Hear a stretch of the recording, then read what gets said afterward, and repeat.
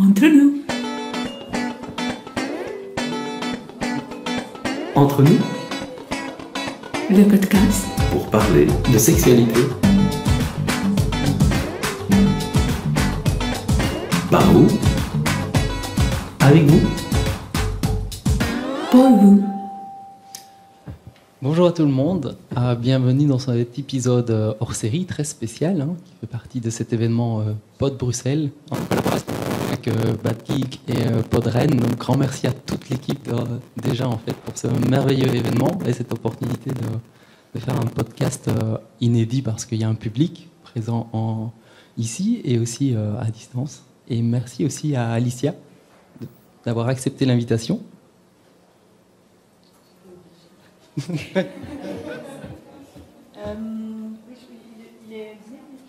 Non, il me semblait bien. Voilà. Du coup, on n'a pas entendu. On doit refaire. Donc, voilà. Donc, je suis obligée d'être là.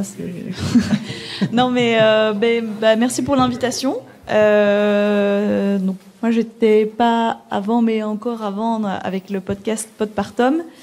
Et donc, merci pour ton invitation. Je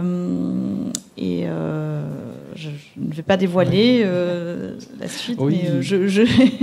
mais Alors, oui, effectivement, le sujet qui nous relie, c'est la matrescence et la patrescence. Et en fait, j'avais envie de parler il y a quelques mois, depuis déjà un an, mais il y a quelques mois, j'avais vraiment envie de créer un podcast sur le père et la périnatalité et de comprendre un peu mieux ce qui s'y passe et toutes les réflexions que j'ai eues avec des sages-femmes, des doulas, des gynécologues, des médecins ou autres, et des papas et des mamans. Et puis, quand Michel me dit, mais tu sais, écoute, à cet événement, il y a Alicia qui passe avant et qui parlera de matrescence. Et je me suis dit, ah, mais c'est fantastique. Moi, je vais parler de patrescence. Donc, alors, matrescence, est-ce que tu peux nous présenter ce qu'est la matrescence ? alors, je suis pas une professionnelle, mais je sais que c'est Dana Raphaël qui a prononcé ce mot pour la première fois.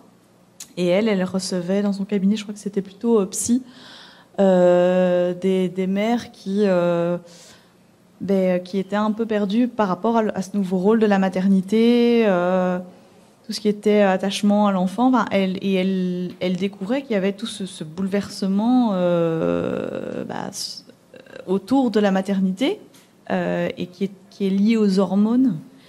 Et là, maintenant, on sait que c'est pas un mythe. Il y a vraiment un changement hormonal dans le fait de devenir mère. Et en fait, on devient quelqu'un d'autre, quoi. Enfin, moi, je l'entends un peu comme ça. Mais c'est un mot qui est encore pas vraiment connu. Petite question. Qui dans la salle connaissait le mot ? On peut lever la main ? Le mot matrescence. Matrescence. Moi, mais j'ai triché, j'ai dû chercher pour le programme et comprendre ce que je proposais à mon public. Donc, je suis peut-être seul, en fait, maintenant. Mais je ne savais pas non plus. Mais voilà, c'est un mot qui est pas encore très connu.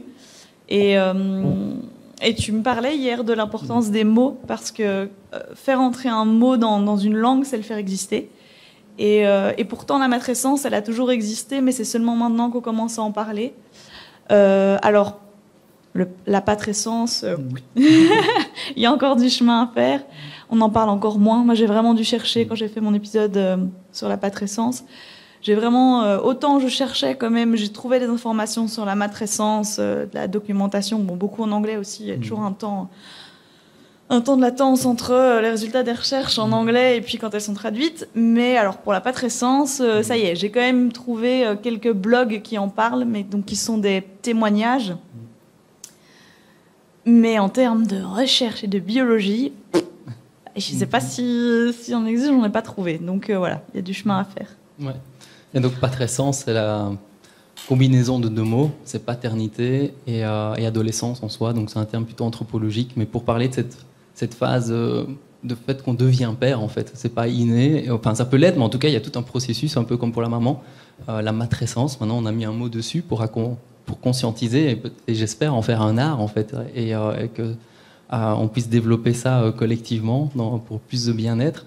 Et donc, habituellement, je commence toujours le podcast avec une intention. Et pour ma part, l'intention aujourd'hui, c'est simplement d'aborder le sujet, peut-être en intelligence collective, de partager plein de réflexions que j'ai eues au fil de cette dernière année, et peut-être d'inviter des réflexions et des initiatives pour tout public qui entendrait ce podcast, des professionnels surtout, qui peuvent peut-être remettre plus facilement en question et comprendre en fait qu'il y a beaucoup de choses à pouvoir créer ensemble pour aider les pères en fait. Et parce que quelque part c'est un peu amusant de se dire tiens, quand le bébé est là, on est père quoi. Donc c'est instantané. Une fois qu'il est présent, c'est presque évident, alors que non, il y a tout un processus. On sait que pour la maman, déjà on parle de grossesse, d'accouchement, d'allaitement, de postpartum et ainsi de suite. Donc et toutes ces phases ont énormément de caractéristiques bien spécifiques. Tout comme on peut analyser le cycle menstruel féminin, et on peut y voir aussi toute une symbolique et développer une conscience de ces cycles. Et pour l'homme, c'est comme s'il n'y avait rien. En fait, j'ai presque l'impression que c'est un sujet presque inexistant, voire très très pauvre, et j'avais envie de l'enrichir et d'ouvrir le dialogue sur ce sujet. Parce que c'est vrai que si on tape pas très sens sur Google, il n'y a pas grand-chose. Et un peu en écho avec un podcast qu'on a fait récemment sur la compersion, il y a de nouveaux mots qui arrivent parce que la société change, notre manière de vivre change, la manière de voir le monde évolue, et je pense qu'il faut s'accompagner de nouveaux mots. Et donc la compersion, c'est l'inverse en quelque sorte de la jalousie. C'est-à-dire qu'on peut se focaliser sur comprendre et pourquoi la jalousie est là et ce que c'est, mais en même temps ça ne nous dit pas ce qu'il pourrait avoir d'autre. Et ce qu'il pourrait avoir d'autre, entre autres, c'est la compersion. C'est d'éprouver du plaisir, de la satisfaction, de la joie, même un énorme plaisir et jouissance que ou sa partenaire s'épanouisse dans ses relations, dans toutes ses relations affectives, sexuelles ou autres, de manière large, et qu'il n'y ait pas de sentiment de manque ou de tension, mais que ça soit là pour... C'est une aide à l'épanouissement des deux personnes, et que ça ne soit pas vu comme une difficulté. Et je trouve qu'à Patrescence mérite en fait qu'on y accorde du temps pour développer un petit peu ce qu'on peut y faire. Mm-hmm. Et pour ta part, Alicia, quelle est ton intention en participant? C'est une intention peut-être un peu générale, peut-être poussée à la réflexion, je dirais. Ouais. Est-ce que ça doit être pour ce thème-ci en particulier, cette intention? De la participation au podcast et peut-être la thématique. Oui.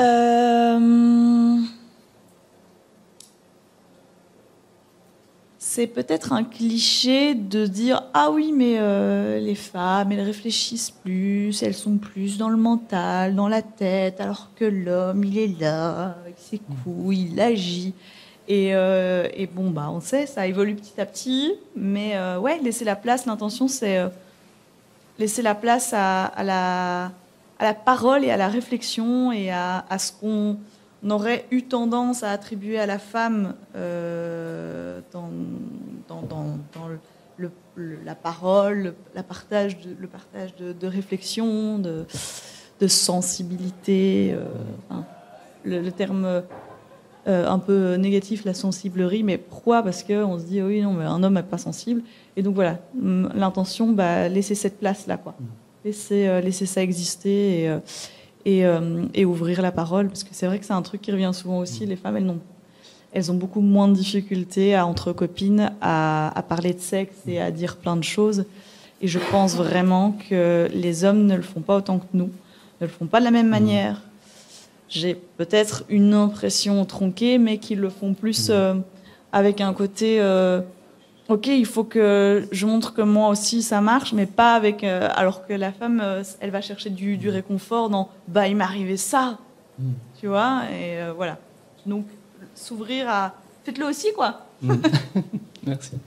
En tout cas, je t'ai proposé, et tu as accepté l'invitation, d'enrichir en fait cette réflexion avec tout ce que tu as appris sur la matrescence et cet univers plus lié aux femmes, et d'inviter aussi les hommes à dire allez, venez avec nous dans cette aventure. Et en fait, le point de départ des premières réflexions sur la matrescence ou la place du père en périnatalité, c'est mon premier stage de sexologie. Je l'ai fait dans un planning familial à Bruxelles il y a plusieurs années.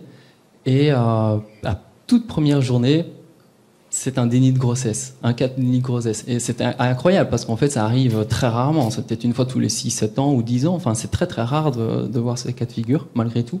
Il y a quand même 22 plannings familiales à Bruxelles, donc je veux dire, voilà. Quand il y en a un, c'est de temps en temps. Et voilà. Et en fait, j'ai trouvé ça fantastique.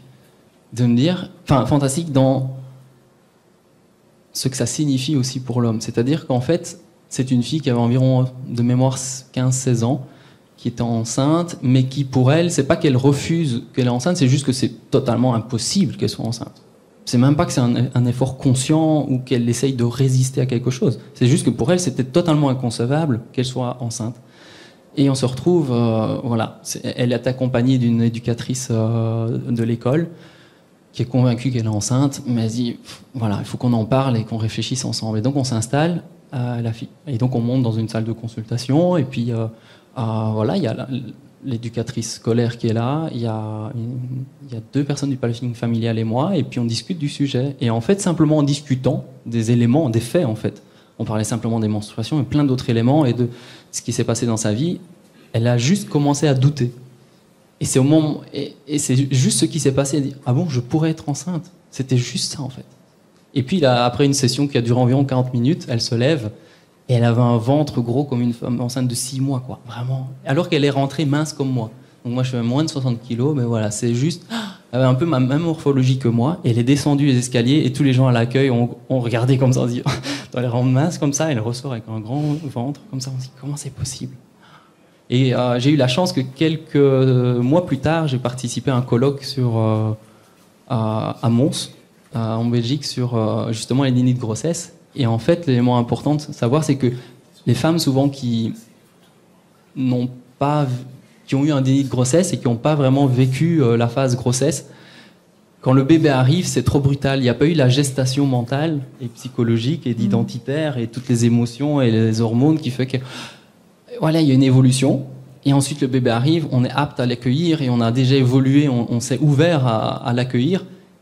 Et les mamans qui ont souffert d'un déni de grossesse, mais souvent il y a une distance. C'est pas qu'il y a un choix, mais c'est juste qu'il y a un rejet de l'enfant ou un lien qui commence seulement à se construire. C'est brutal, c'est rapide, elle n'est pas prête dans sa tête. Et ça prend du temps. Et donc cette gestation mentale, psychologique vient après l'accouchement. Et ça crée énormément de difficultés. Et je me suis dit, mais finalement, les hommes, en fait, on se sent un peu dans... Enfin, j'ai l'impression que quand on pense à la patrescence, on est un peu dans ce cas de figure. Le bébé est là, hop, ok, ben voilà, maintenant t'es papa. Et il n'y a pas eu de phase avant. Et je pars aussi. Donc ça, c'est un des premiers événements, c'est le déni de grossesse, cette expérience. Le deuxième événement c'est lié à mon expérience. J'ai une fille, Joline, qui a 8 ans, qui est ici dans la salle, et un fils, Lucas. Donc j'ai 2 enfants de 8 et 13 ans. Et quand bien même tout le parcours de périnatalité est très beau, et j'ai adoré ce parcours, néanmoins, en tant que père, j'ai jamais eu l'impression qu'on s'est adressé à moi, en fait. Donc j'allais aux consultations avec la gynécologue, et ainsi de suite. C'est gentil, c'est convivial, c'est chaleureux, c'est génial. Mais honnêtement, j'aurais été un pot de fleurs sur la petite fenêtre, c'était la même chose. Ça résume un peu, mais c'est vrai. Parfois, on me demande mon avis, mais franchement, ça n'a aucun impact. On s'y intéresse même pas. Et d'ailleurs, j'ai écouté un des podcasts qu'Alicia m'a envoyé. Tu peux peut-être partager l'expérience de ton ami, mais c'était un petit peu la même chose. Ben oui, il en a parlé comme ça. Et c'est vrai que j'étais au moment où il le dit, il l'avait déjà évoqué plusieurs fois que, en fait, on pose beaucoup la question à la maman, comment ça va. Et le papa, tout le monde s'en fout, en fait, alors que. Enfin, on lui pose pas la question, alors que c'est énorme ce qui lui arrive. Et c'est vrai que j'avais été un peu étonnée sur le moment parce que j'avais gardé en mémoire ce moment où la sage-femme, justement, au premier rendez-vous, elle nous avait fait compléter un questionnaire à tous les 2. Je trouvais qu'elle était très englobante de ce couple qu'on était et vraiment des parents qu'on allait devenir. Et justement, je trouvais qu'elle s'adressait beaucoup moins à moi et plus à nous. Et malgré tout, il disait, en fait, je me suis sentie pas là, à côté. Après, je pense que ça venait aussi chez lui, chercher un truc où lui, dans ses angoisses, c'était les angoisses d'être inutile, de pas savoir où se mettre. Donc, je pense que ça vient aussi chercher une angoisse sans doute chez lui. Et donc, ça appuie dessus, quoi.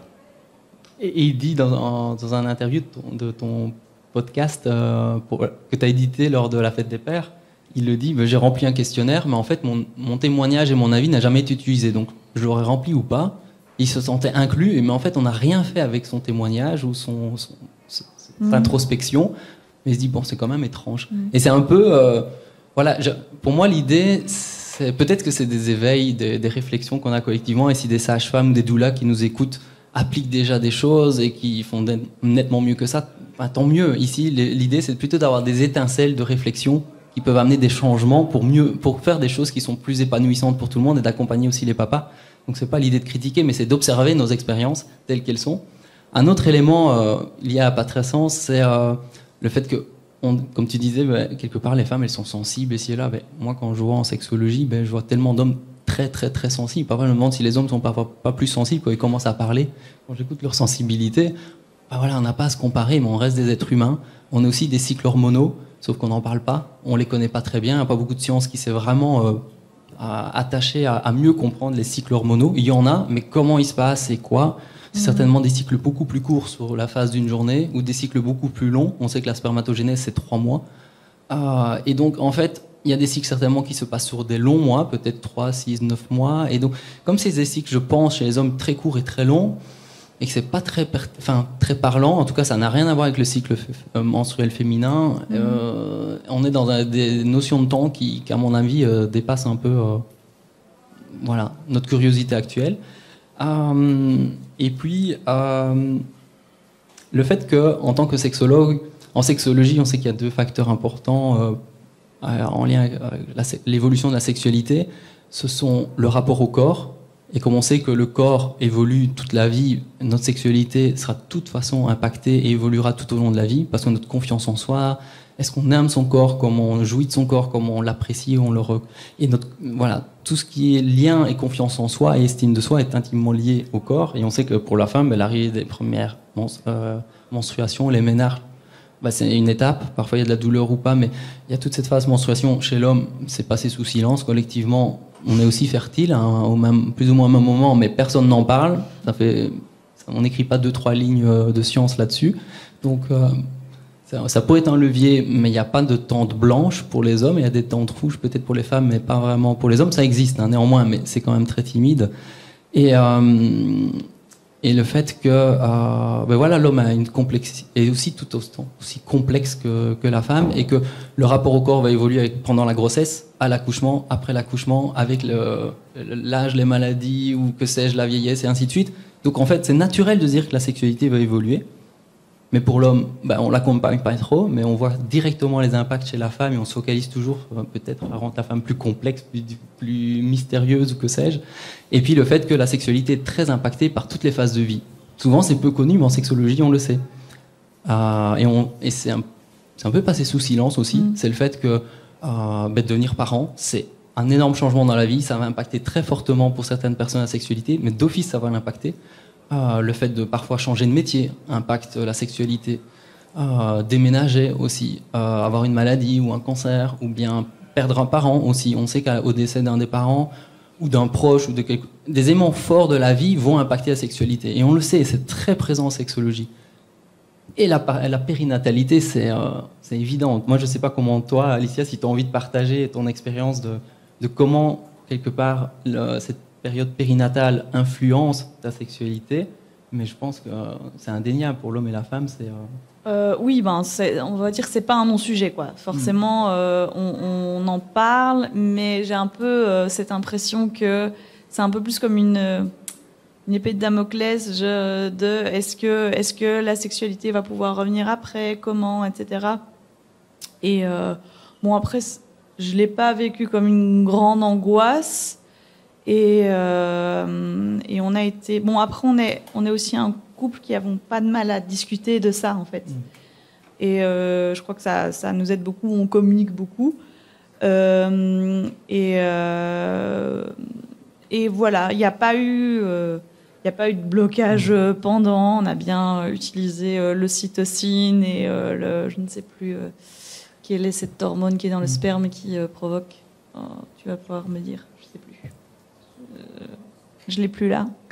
Par rapport aux contractions. Ouais, une des hormones qui est utilisée d'ailleurs en synthétique pour provoquer. Donc voilà, elle est vraiment bien utile. Mais bref, on n'a pas eu de blocage à ce niveau-là. On s'est dit, ça y est, ça c'est fait.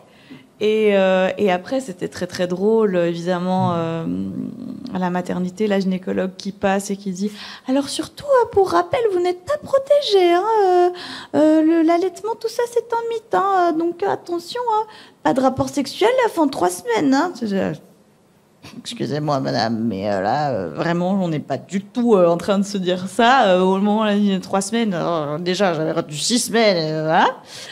Mais du coup, c'était plus oh mon Dieu, est-ce que ça va tenir? Parce que alors pour les détails, épisiotomie, donc comment ça va se passer? C'est hyper angoissant de dire ok, comment ça va se passer? Puis il y a la peur de faire mal. Moi, j'avais évidemment la peur d'avoir mal, et lui, il avait la peur de faire mal, et on était limite pressé de reprendre. Pour être sûr que tout allait bien, que la tuyauterie fonctionnait toujours, et la tuyauterie fonctionnait toujours. Donc voilà, c'est comme ça qu'est venue en tout cas la sexualité dans notre couple. Mais après, il y a aussi un autre chapitre dont on ne parle pas. Bébé, il dort où dans les premiers temps? Il dort avec papa et maman, souvent dans la chambre.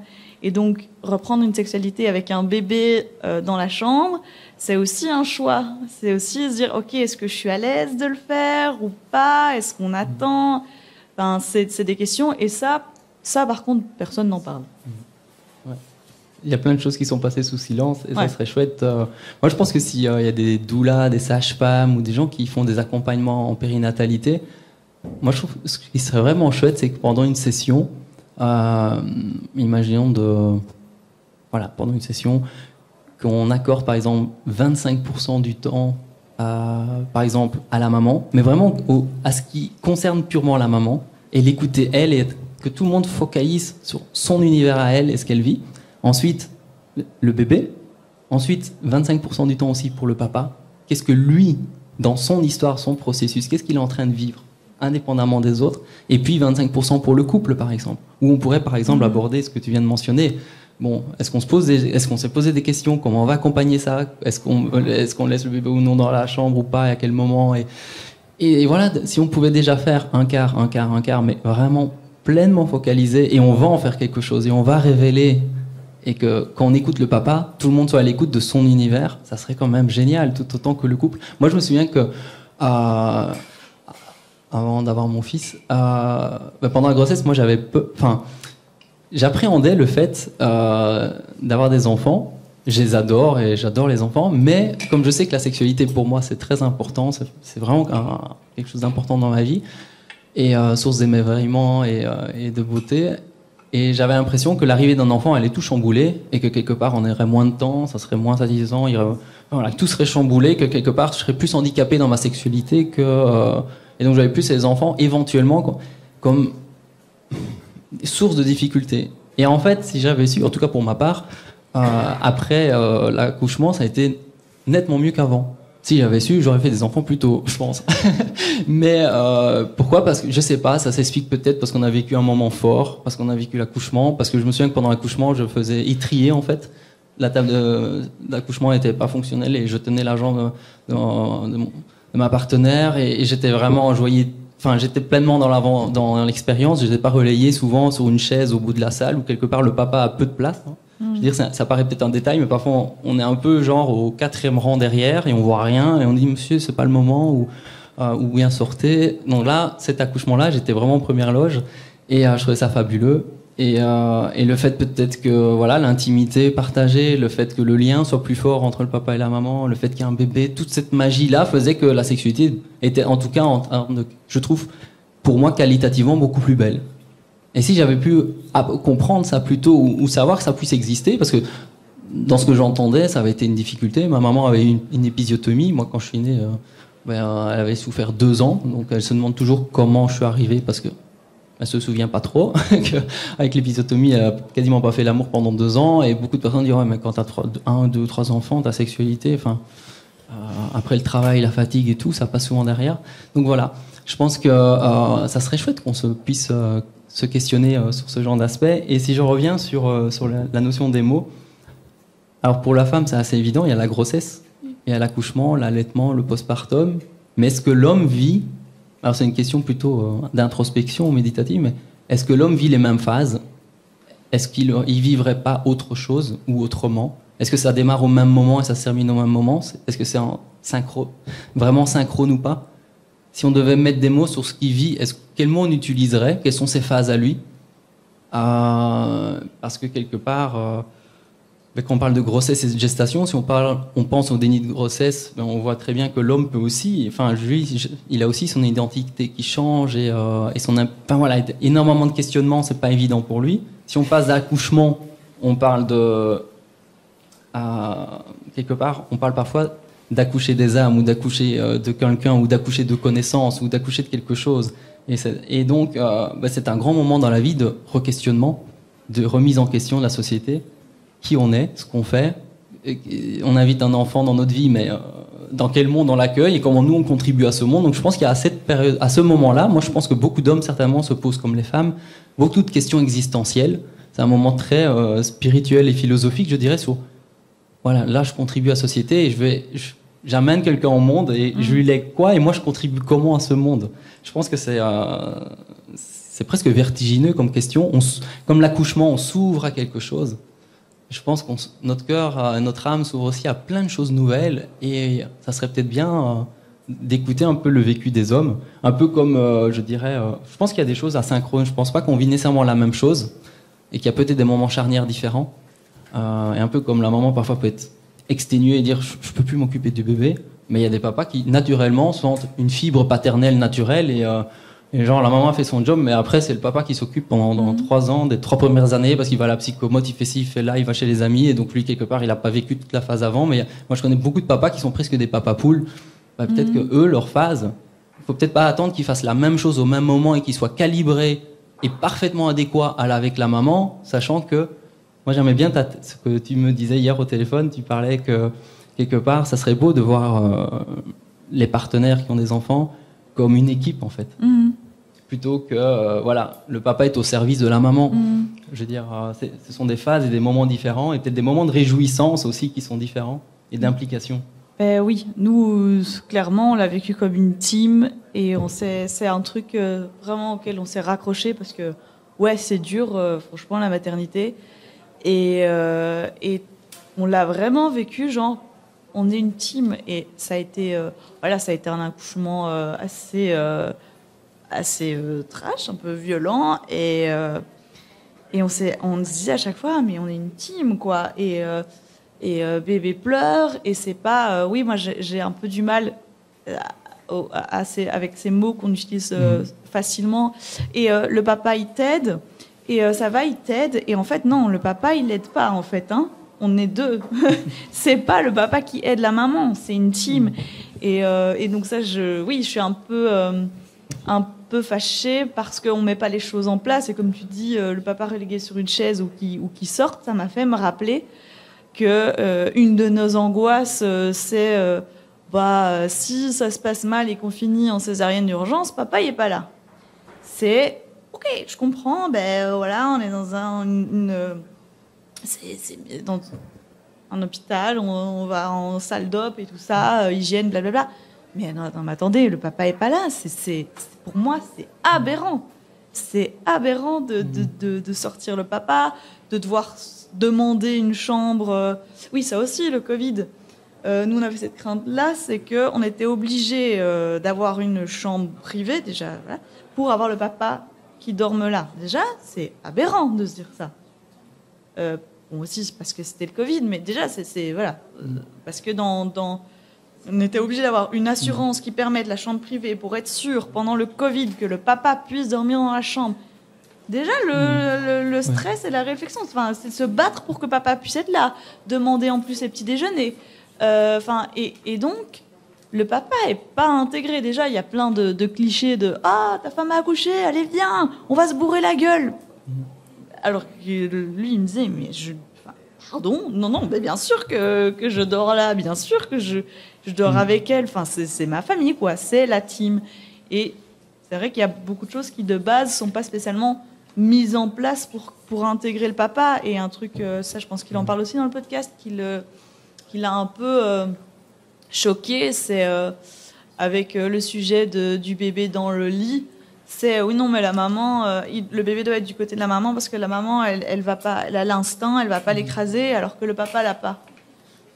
Et ça a été très choquant à entendre pour lui. Et heureusement, on a une super sage-femme qui nous a dit si, vous allez le mettre entre vous. Et ça nous a sauvés, en fait. Ça fait juste nous autoriser. Et en fait, c'est nous autoriser et donner la confiance de dire mais bien sûr que si vous aurez cet instinct tous les deux, bien sûr, vous pouvez le mettre entre vous deux et pas juste à côté de la maman. Rien que de l'autoriser et de nous donner cette confiance, ben ça y est, on a eu la confiance et c'est parti, quoi. Mais donc oui, je pense qu'il y a encore du chemin à faire dans la place qu'on donne à l'homme. Ouais, moi je me souviens, ça me rappelle, c'est maintenant que ça me revient à l'esprit, mais après l'accouchement, c'était tellement difficile pour mon premier enfant que ma partenaire a dormi tout de suite, elle a dit t'occupes de l'enfant. Donc à l'hôpital, j'étais dans la même chambre et j'ai dormi la première nuit avec mon fils, mais j'ai pas dormi, hein, en fait.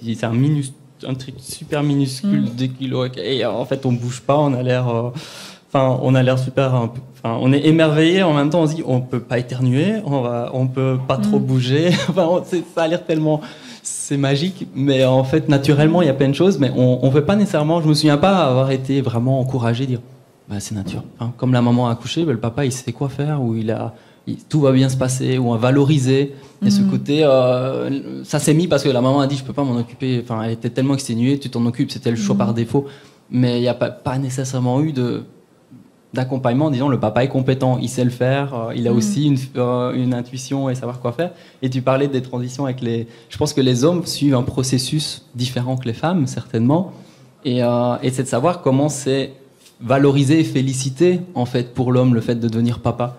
Parce que déjà quand on va à l'hôpital, on appelle ça une maternité, on n'appelle pas ça une paternité. Donc ça a l'air de rien, mais c'est déjà un mot important. On va à la maternité. Donc le père, il est déjà enlevé, un peu comme le clitoris a été un peu amputé pendant longtemps, hein, des schémas d'anatomie. Mais on ne va pas à la paternité. Je trouve qu'on pourrait peut-être changer certains mots, ça changerait peut-être les actions, les interprétations et l'état d'esprit. Mais de se dire, pendant toute cette phase de gestation, comment l'homme va adapter sa vie professionnelle, sa vie sportive, sa vie sociale. Oui, l'enfant arrive, mais comment il va accompagner tout ça? Et comment c'est accompagné et valorisé dans la société? Parce que, comme tu dis, souvent les potes, ils disent ah, viens, on va aller faire du sport. Et donc, quelque part, tu peux pas laisser... Tu es un peu tiraillé, tu dis ça fait 15 ans que je fais du foot, je vais pas laisser tomber mon équipe parce que je me sens là. Enfin, ils ont besoin de moi, mais en même temps, c'est comme si, en fait, c'est là, mais c'est un truc à gérer en plus. Et qui, quelque part, c'est peut-être facile pour certains hommes de parfois mettre leur vie sociale en avant et quelque part avoir des conflits à la maison et de se dire, culturellement, on va pas dire waouh, on doit prendre soin du papa, il doit gérer plus de choses, son rôle est fondamental, on va le féliciter, c'est l'équipe de foot qui va venir à la maison et pas le père qui doit aller jouer à Gand demain. Enfin, j'en sais rien, c'est tous des petits détails d'habitudes culturelles qui, à mon avis, pourraient peut-être un peu changer à force d'avoir ce genre de discussion et de dialogue entre nous. J'espère que ce podcast permettra peut-être de contribuer à l'émergence de certaines initiatives où finalement on change des habitudes qui, quelque part, handicapent les papas. Parce qu'un autre élément important aussi qui anime cette réflexion, c'est en cours de sexologie à l'ULB, on a eu 2 fois cours avec un avocat et juriste. Et en fait, je me suis rendu compte, et j'en étais pas du tout conscient, et je vous invite à vraiment vous informer et faire les recherches par vous-même. Mais en fait, les lois qui sont autour de la périnatalité, c'est-à-dire les lois par rapport au congé de maternité, la grossesse, l'accouchement, ou les congés après, ou l'allaitement, tout est organisé. Rien n'est organisé pour la maman. Donc en fait, aucune loi n'a été faite pour mettre la maman en condition optimum. C'est uniquement pour le bébé. Et l'autre élément, c'est uniquement pour le business. C'est-à-dire, le monde industriel doit fonctionner. Le patron doit être servi. Et honnêtement, lisez et regardez les intentions et comment c'est écrit, comment ça a été évolué pendant des siècles, surtout en Belgique. Et bien en fait, c'est juste pour préserver un peu le bébé et le business. Mais alors la maman, on s'en fout, et le papa encore moins. Et c'est dingue, en fait, c'est en train de changer. Certes, on crée, par exemple, l'unité aujourd'hui, je trouve que c'est génial, mais qu'est-ce qu'on y met derrière? Ok, c'est peut-être un moment pour mettre de la patrescence ou de développer, mais quand bien même on a un mot, quelles sont les phases du papa? Je pense pas que le papa ait une grossesse, quoi, qu'il a peut-être un accouchement autre à faire à un autre moment, et qu'il a toute une phase d'accompagnement, mais si on y mettait des... Ça demande de faire un peu de science et d'aller voir ce qui s'y passe. Mais moi, j'inviterais vraiment à se dire, ok, on a un peu de congé, mais qu'est-ce qu'on voudrait y faire et comment on s'entraide, en fait. Ça pourrait être vraiment chouette. Je sais pas si toi, tu as des idées, Alicia, par rapport au fait que tu t'es passionnée pour la matrescence, d'une certaine manière. Qu'est-ce qu'on pourrait faire pour les papas, par exemple, qui pourrait être beau? Sans prétendre qu'on sait, c'est juste des idées, en fait, qui... Ouais, j'ai rien comme ça, mais ouais, laisser la place. Après, on est en tant que femme, il y a beaucoup de choses qui sont en train de se former, voilà, des groupements et tout ça. Et je sais que mon compagnon un peu dit, oh, c'est fermé aux hommes, des groupes, voilà, par exemple le club Poussette. Là, je suis tata dans le Brabant wallon pour le club Poussette, qui est un groupe justement, un groupe WhatsApp qui regroupe des mamans qui peuvent se voir dans un parc pour justement pouvoir parler de tout ça. Et bon, c'est des trucs qu'on a mis en place nous-mêmes. Et bon, j'invite en fait les hommes à y aller et à le faire aussi. Et c'est vrai que oui, souvent il me dit oh mais c'est dommage, c'est fermé aux hommes et tout ça. Et à côté de ça, la Ligue des familles organise des trucs sur le postpartum et les papas, et les papas, et les papas. Et on pleure un peu pour avoir les papas qui viennent et qui en parlent. Mais par contre, comme tu dis, la science, c'est vrai que... Bon, déjà, la science a mis du temps avant de se pencher sur ce qu'il y avait dans les hormones de la femme. Mais c'est vrai que, voilà, allez-y pour la recherche, quoi. Allons-y. Enfin, oui, je crois qu'en parler, ça ne peut faire que aider à, après, maintenant, des potes magiques, des clés. Je sais pas. Oui, moi, je me pose des questions. Je ne sais pas très bien ce qui est fait à l'heure actuelle par rapport aux études de sage-femme ou de doula. Je ne sais pas quel est Enfin voilà, j'imagine autant de possibilités de transmettre un savoir que de professionnels passionnés, c'est évident.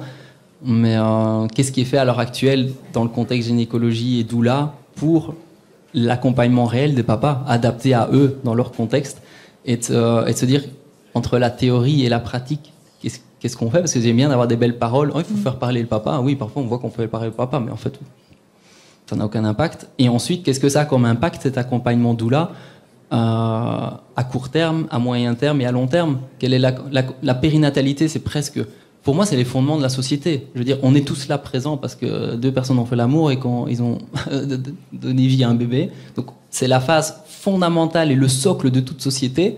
Et qu'est-ce qui reste à court terme, moyen terme et long terme de cet accompagnement qui est juste fondamental, où on se pose des questions existentielles pour l'homme comme pour la femme, faire confiance à son corps, à l'intuition, au fait que le corps va fonctionner, qu'il faut déconnecter le préfrontal et faire fonctionner le reptilien, être dans la confiance, alors que le père et la mère ont autant de peur, d'inquiétude, d'angoisse, d'incertitude. Est-ce que j'aurai les moyens? Est-ce que je vais être à la hauteur? Comment ça va impacter ma vie? Est-ce que je vais pouvoir gérer la fatigue? Est-ce que je vais pouvoir gérer le financier? Est-ce que je vais arriver à gérer les tensions, les fatigues, les fluctuations d'émotions de ma partenaire tout autant que des miens? Il y a tellement... Enfin, c'est un foyer intense d'émotions. Et je pense que ça justifie d'autant plus qu'on s'intéresse à comment les hommes peuvent aussi grandir comme partenaires et papa, en fait. Mais tu parlais des doulas et là je suis doula en devenir justement et je trouve que, en tout cas par rapport à ce que moi j'ai reçu d'entourage de sage-femme, etc., je trouve que dans le monde des doulas, il y a le papa a une vraie place, quoi. Et souvent on parle des parents ou des coparents, en tout cas c'est des mots qu'on utilise vraiment beaucoup. Et il y a beaucoup de place donnée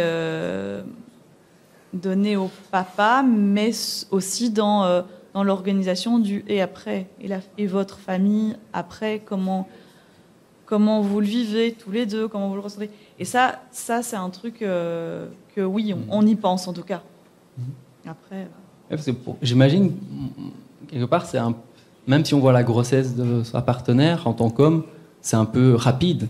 Du jour au lendemain, il y a un bébé qui est là, et comme s'il y a des choses évidentes qui vont se passer, qui vont se mettre naturellement, alors qu'il peut y avoir... Alors on va dire pourquoi on parle de cet élément-là dans un podcast du Lovell Center, parce qu'on parle typiquement de sexualité, mais si on regarde ce qui se passe au moment de la périnatalité, c'est beaucoup de peur, d'angoisse, d'insécurité, de croyances, d'expériences variables, d'intensité d'émotions, de fluctuation d'émotions pour les deux. Et dans un contexte global qui disparaît pas, hein, je veux dire, on est dans même une société très individualiste. Malheureusement, il y a peu d'esprit famille, tribu ou collectif qui fait qu'en fait, un groupe soutient la maman qui vient d'accoucher. Et souvent, il y a un moment, elle se retrouve toute seule à la maison, un peu isolée, et le papa aussi. Ça arrive assez souvent, malgré tout. J'ai encore une amie qui a accouché récemment. Elle a quand même eu son sentiment. Elle se dit, c'est quand même... On peut imaginer que si on vivait plus de manière collective, ça se passerait quand même différemment. Certes, c'est beau ce qui se passe, mais on se sent souvent seul malgré tout, et un peu démuni, ou trop de choses à faire, ou trop fatigué. Et c'est dire que on pourrait quand même penser collectivement différemment cette étape-là, et donc ça peut vite créer des difficultés de communication et de relations dans le couple. Et si on a des difficultés émotionnelles et communicatives, la sexualité, c'est la première chose qui passe à la trappe quelque part. Ça, c'est parce que c'est pas fondamental, c'est pas urgent, c'est pas essentiel. S'il y a une tension, en général, aucun des deux s'ouvre à l'autre, on a plus des reproches ou autre. Et donc, en fait, c'est en parlant de ce côté très pragmatique de ce qu'est la patrescence et la matrescence qu'on va peut-être aider davantage les couples dans leur sexualité, et peut-être avoir des couples qui durent plus longtemps et qui ont utilisé quelque part toute cette phase périnatale pour créer un couple encore plus solide, qui se connaît mieux et qui a grandi ensemble. Parce que sinon, je pense que au niveau de l'identité d'un homme, je pense qu'il y a beaucoup d'hommes qui se posent des questions au moment de l'arrivée d'un enfant aussi, ou comme quand on se marie ou autre, il y a un engagement fort. On parle à l'accouchement, on accouche de quelque chose. Mais il y a aussi une question de contraction. Mais le mot contraction, c'est contracter quelque chose. Et qu'on dit contracter en business, ça veut dire s'il y a un contrat, on s'engage. On s'engage. Quand il y a des contractions, on contracte quelque chose, il y a un engagement symboliquement et même physiquement, le corps nous le dit, c'est peut-être subtil, hein, comme certains disent, c'est peut-être le langage des oiseaux, mais c'est quand même là. Et comment... Pardon ?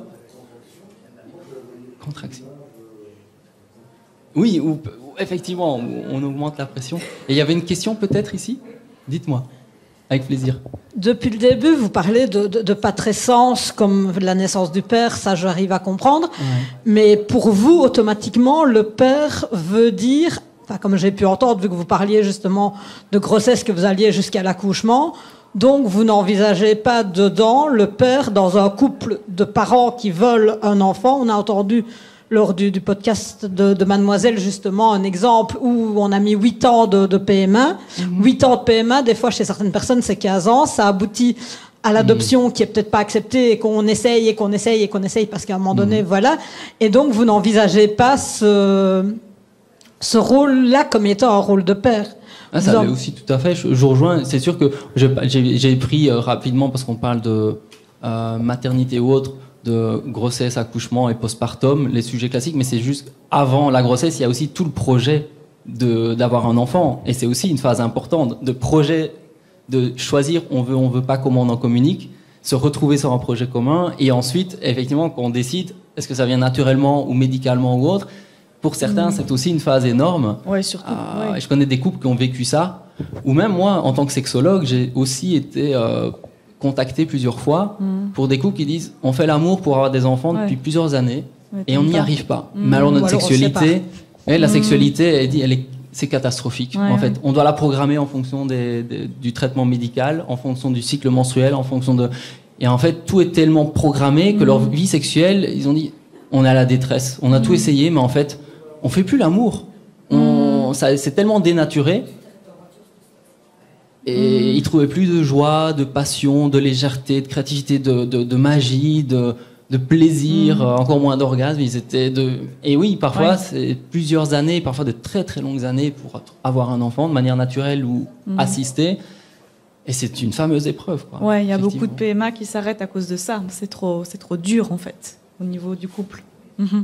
Oui, ou des couples qui se séparent, ou des PMA qui s'arrêtent parce qu'ils veulent préserver un couple. C'est vrai que ça aussi, c'est un sujet. À mon avis, en sexologie, ça doit être aussi un gros sujet. Oui, quelque part, la sexualité, elle est presque omniprésente. Et je dirais, l'âge moyen pour avoir des rapports sexuels en Belgique, France ou autre, c'est environ 17 ans. 17 ans à quel 18 ans, on va dire. L'âge moyen pour être parent, c'est 28 ans. Donc il y a 10 ans entre 18 et 28. Il se passe quand même beaucoup de choses. C'est là aussi que tout se joue. Donc quelque part, c'est sûr que c'est comme dire, on va faire de la rééducation périnéale après l'accouchement. Mais non. Dès 5 ans, on peut faire des exercices périnéales pour hommes et femmes. Déjà, l'homme aussi a un plancher pelvien. C'est la même chose. On a un bassin, on a un hamac de muscles dans lesquels tous les organes sont imbriqués, dont les organes génitaux. C'est comme une toile de tambour à la base du corps, comme le diaphragme pulmonaire. On a le diaphragme pelvien chez l'homme et chez la femme. On devrait s'en occuper très très rapidement en fait, parce que on doit en avoir conscience et ça permet une meilleure conscience de soi, une meilleure santé, plus de plaisir et de bien-être au niveau de la sexualité. Et parler à postpartum du plancher pelvien juste aux femmes qui ont des difficultés, c'est dommage. Donc c'est vrai que c'est un sujet riche toute cette phase-là, et je pense qu'il y a énormément de questions qu'on pourrait se poser. Et c'est passionnant, et c'est pas nécessairement parce qu'on est dans le domaine, qu'on est gynécologue, sage-femme ou doula, qu'on a des aisances à parler en sexualité.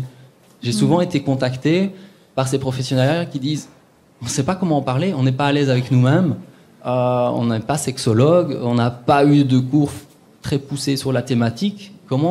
Qu'est-ce que je peux faire en fait? Parce qu'en fait, j'ai l'opportunité, j'ai plusieurs séances de suivi, et dans la pratique, il n'y a rien. Enfin, quelque part, quelle est la motivation du professionnel de dire je vais aborder les questions de la sexualité pour l'homme et la femme et à consacrer quelque chose de pertinent, d'utile et d'adéquat pour eux, s'il n'y a pas une motivation intérieure? Parce qu'en fait, si c'est une option parmi d'autres, on ne va pas la faire en fait, parce qu'en fait, on aura suffisamment de sujets à couvrir pour laisser la sexualité de côté. C'est tellement challengeant. Et c'est chouette d'être contacté par des professionnels qui disent on va se donner les moyens de parler de sexualité. Parce que ça s'apprend, c'est pas naturel, qu'il faut déjà être à l'aise avec soi-même, et qu'en fait, on voit un groupe de professionnels où on est tous légitimes pour parler de sexualité, et on soit plus kiné, doula, on a un parcours différent et on a des affinités, on peut aborder, il y a 1000 manières de parler de sexualité, et ça serait chouette d'en aborder aussi. Moi, c'est sûr que personnellement, lors des 2 naissances de mes enfants, il n'y a jamais eu une seule question en lien avec la sexualité. Pas une seule sur le fait d'être papa, et pas une seule sur la sexualité. C'était maman, bébé, maman, bébé, maman, bébé. Et après, on dit, le papa, il n'est pas impliqué. Ouais. On n'a pas vraiment développé un art, une science, une écoute sensible. Même si on ne connaît pas, c'est pas grave. Donnons de la place, et puis, il se passera quelque chose, où on écoute l'expérience. Parce que comme disait Mélissa, que tu as interviewée 2 heures auparavant, il n'y a pas 2 accouchements les mêmes. Il n'y a que des individus avec une histoire unique. Et au niveau relation, sexualité et couple, c'est la même chose. Ouais. Donc c'est d'autant plus facile de parler de sexualité. D'ailleurs, tu n'as pas parlé de le parallèle entre l'acte sexuel et la naissance. Et il y en a beaucoup qui ne veulent pas en entendre parler, mais les hormones en jeu. Et il y a souvent des trucs qui sont utilisés pour les naissances ou il faut baisser les lumières, etc. On dirait, mais est-ce que si on devait faire l'amour sur une table d'accouchement avec plein de gens qui regardent autour, est-ce que vous sauriez faire l'amour et atteindre l'orgasme? Non. Et alors pourquoi est-ce qu'on doit faire accoucher une femme avec des gens qui viennent vérifier l'ouverture du col? C'est absurde. Et en fait, voilà. Je te laisse parler de ces parallèles. Oui, il y en a beaucoup. Et je vois aussi Michel qui me dit qu'il reste 5 minutes. Ce que j'aimais beaucoup aussi dans nos échanges que tu faisais hier, c'est le fait qu'il y a tellement d'étapes pour la patrescence et la matrescence qu'en fait, dès les premiers instants et dès chaque étape a de l'importance. Et je pense que, comme tu dis, où est-ce qu'on met le père dans le contexte du jour de l'accouchement, au moment de l'accouchement, qu'il soit à la maison, en maison de naissance ou à l'hôpital? Comment on configure ça de manière adéquate? Ça paraît être un détail, mais ça peut créer déjà un état d'esprit, une distance ou une implication qui est totalement différente si on y apporte plus d'attention. Et puis de se dire que, comme disait Valérie, ton partenaire, dans un podcast, lors de ton interview, c'est que les rôles sont de plus en plus... Enfin, on remet beaucoup de choses en question. Si on pense 3 générations avant, les rôles des hommes et des femmes étaient quand même très, très cadenassés. Pas cadenassés, mais en fait, voilà, ils étaient assez figés, je dirais. Mais aujourd'hui, les rôles sont assez flous. Il y a une possibilité, une liberté de création énorme, des remises en question fondamentales qui bouleversent beaucoup de choses. Donc il faut vraiment accompagner ces questionnements. Parce de toute manière, ils ont lieu. C'est quoi être un homme? C'est quoi être une femme? C'est quoi être un parent? Oui. J'étais venu exactement pour ça. Qu'est-ce qu'un homme? Qu'est-ce qu'une femme?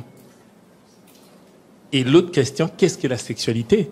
Parce que moi, il me semble que ici, on prend la sexualité uniquement dans le cas de la génitalité. Parce que quand on dit sexualité,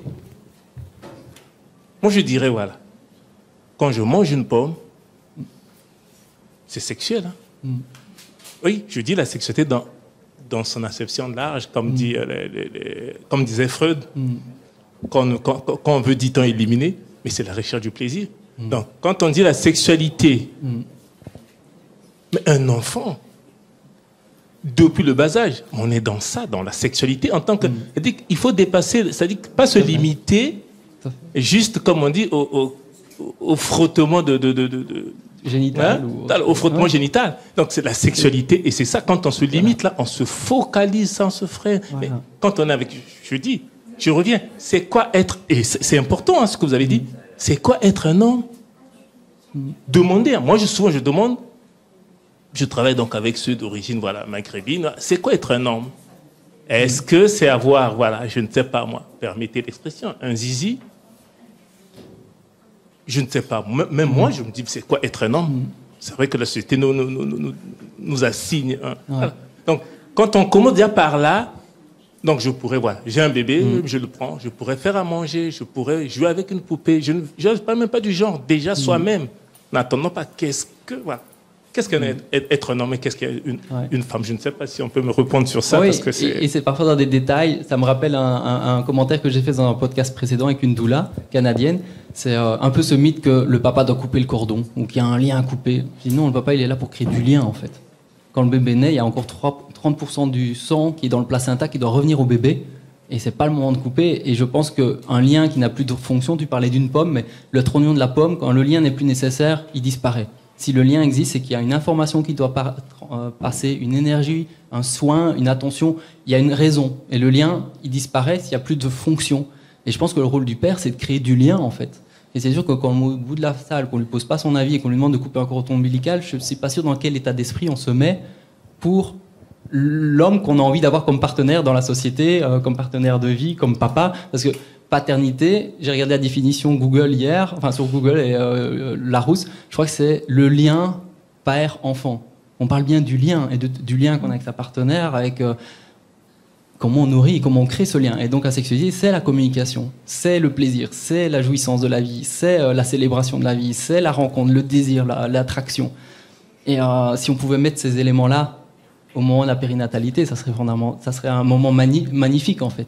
On aurait peut-être des effets long terme. Oui, mais ça c'est donc permettez. Donc vous avez dit que c'est déjà à chacun de nous de faire ce travail. Parce que je dis une femme, je dis biologiquement femme peut être à la maison dans un couple le père, hein. Père en tant que rôle social.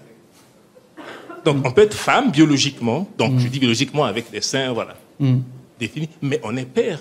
Comme aussi on peut être homme biologiquement, mais dans un couple.